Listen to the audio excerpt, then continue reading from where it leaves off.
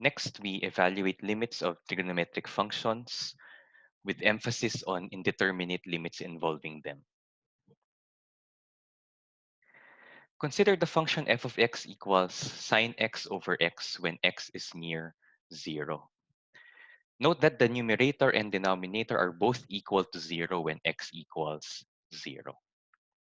Now, we will just go through this quickly, but if you set your scientific calculator to radian mode and compute f of x for these values of x, you obtain, say for x equals 0.5, the following value of sine x over x, at least to the first few decimal places.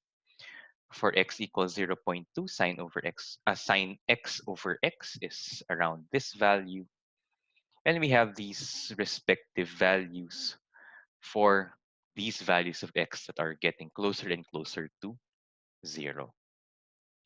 Note that only positive values of x are considered in this table. If we do this for values of x approaching 0 through negative values, we obtain the following table of sample values. Now, what does f of x seem to approach as x gets closer and closer to 0? Seems to approach 1, right? In fact, we have the following result. Indeed, the limit of sine x over x as x approaches 0 is equal to 1.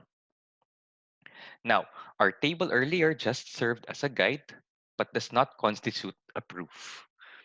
We will spare the details from this lecture video and just refer you to a calculus textbook, say the Calculus 7 by Louis Lighthold, for a formal proof of the theorem. The squeeze theorem is used in the proof.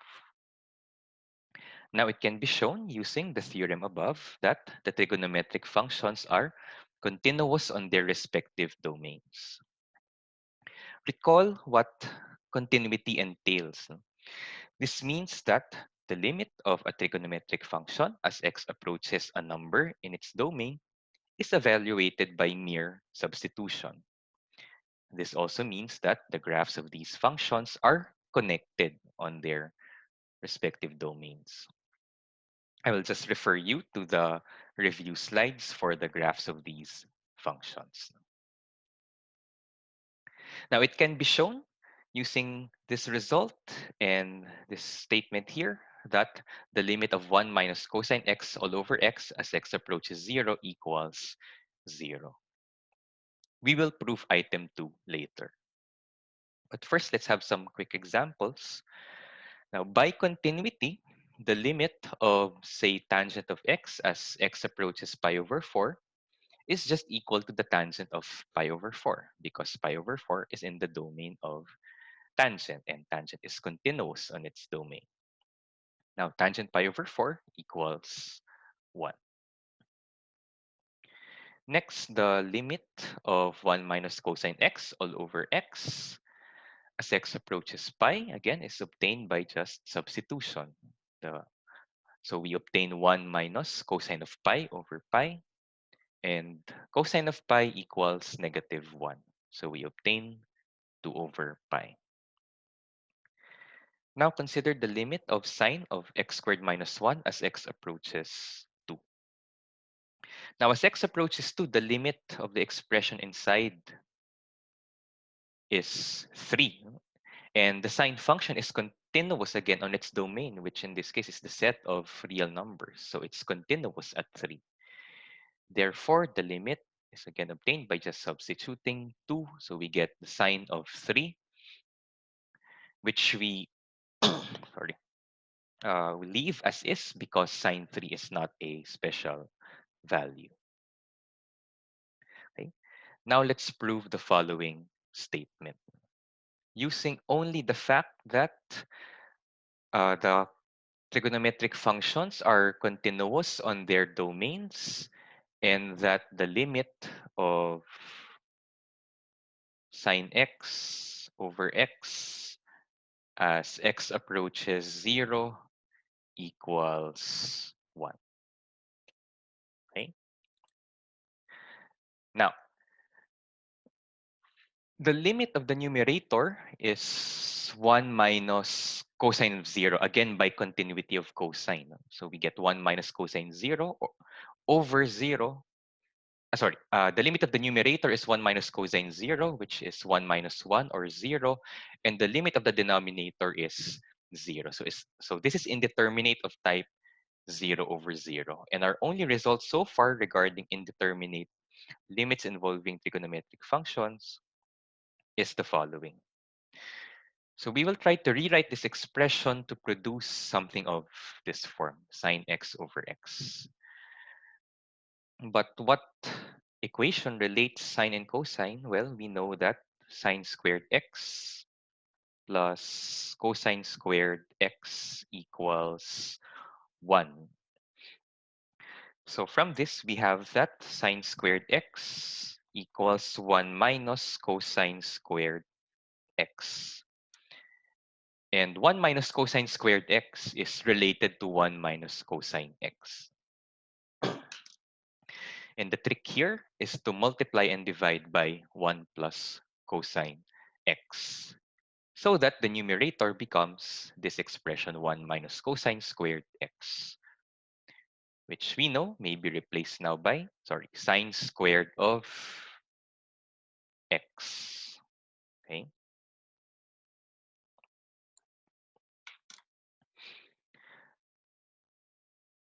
And then to reduce the things that we have to write, we will rewrite this fraction sine squared x all over x times 1 plus cosine x as a product, factoring out sine x over x in particular.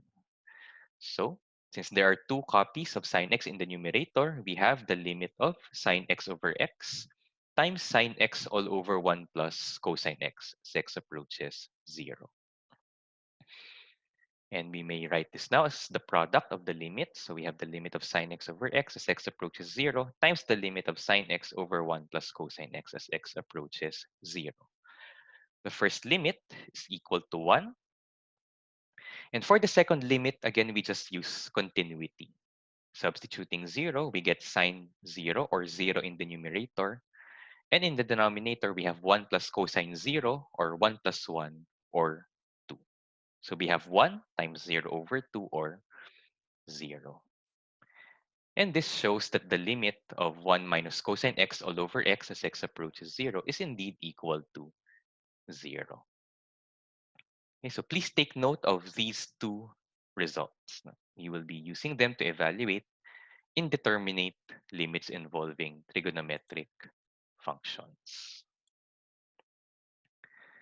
Now, we will make some more general statements in a bit, but first let's consider these examples. Say the limit of x over sine x as x approaches 0. The limit of the numerator is 0, and the limit of the denominator is sine 0 or 0, so it's indeterminate. But I hope you recognize that this is just the reciprocal of sine x over x, which we know approaches 1 as x approaches 0. Therefore, the limit of this is just equal to 1 over 1 or 1. Next, consider the limit of sine 2x over x as x approaches 0. Again, the limit of the numerator is sine of 0 or 0, and the limit of the denominator is 0. For now, we use the earlier result by relating sine 2x to trigonometric functions of x. So we will use a double measure identity. Okay? Recall that sine 2x in terms of trigonometric functions of x is equal to 2 times the sine of x times the cosine of x. And note that we may now factor out sine x over x. This is equal to the limit of 2 cosine x times sine x over x as x approaches 0. So we have the limit is equal to 2 times cosine of 0, which is 1, times the limit of this, which we also know to be 1. So we have 2 times 1 or 2. Okay, so in this case, we used a double measure identity, but is there a way to compute this without having to resort to identities. What if the expression inside the sine function is more complicated than 2x and identities are not helpful anymore? So first we observe that sine 2x over x is equal to sine 2x over 2x times 2, right? By just multiplying and dividing by 2. And since we already know that the limit of this is 2, then it seems that the limit of this expression is 1. And note that sine 2x over 2x resembles sine x over x. So is it true that the limit of an expression of the form sine of some expression over that same expression is equal to 1? Note that here 2x also approaches 0 as x approaches 0. And we have the following generalization. First, suppose that the limit of f of x as x approaches a is 0, and that f of x is not equal to 0 for any x in some open interval containing a except possibly at a. So this second condition, you don't need to worry much about it. No? It just means that f of x does not become 0 infinitely many times near a. Okay, so it's a very technical condition, but you don't have to worry about it right now. The key is the limit of f of x as x approaches a is 0. Then the limit of an expression of the form sine f of x all over f of x as x approaches a is also equal to 1. Okay, remember our basic theorem is of the form sine x over x approaching 0, and x, the expression inside, approaches 0 as x approaches 0. And this is the generalization. As long as the limit of the expression inside sine is 0, then the limit of this quotient is equal to 1. The limit of its reciprocal is also equal to 1. The limit of 1 minus cosine f of x all over f of x as x approaches a is also equal to 0. And the limit of this expression, which is just the negative of this expression here, is equal to the negative of 0, which is 0. Okay, so please remember these more general forms of the theorem. You'll be using them to evaluate indeterminate limits involving trigonometric functions. Now, going back to our previous example, limit of sine 2x over x as x approaches uh, 0. Again, we note that this is indeterminate of type 0 over 0. And to use this result, what we'll do is force such an expression to appear by multiplying and dividing by 2.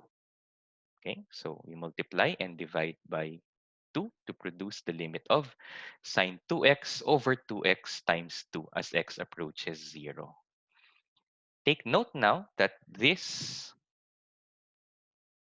is of this form, where when x approaches 0, 2x also approaches 0. So we may apply this result. The limit of this then as x approaches 0 is 1. And so we have 1 times 2 or 2, confirming our earlier answer, which we obtain using identities. And this will be our technique to evaluate indeterminate trigonometric limits. At some point in the solution, we will multiply and divide by suitable expressions to produce limit expressions of these forms.